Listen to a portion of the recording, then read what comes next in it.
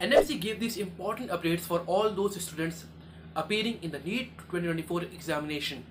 Number 1. The minimum age criteria.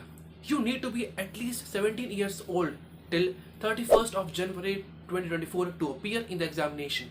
Number 2. There's no maximum age criteria to be able to give the exam. Number 3.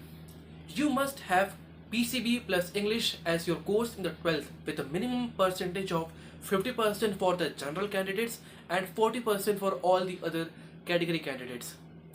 Number 4.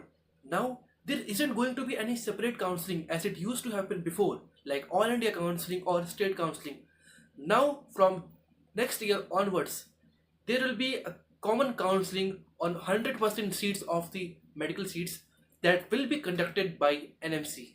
And fifth, you can't miss this. Now there is a major change in the tie-breaking process. Now, if two students scored the same marks in the NEET examination, so the student who has scored more in physics will be given preference, followed by chemistry and then biology the last.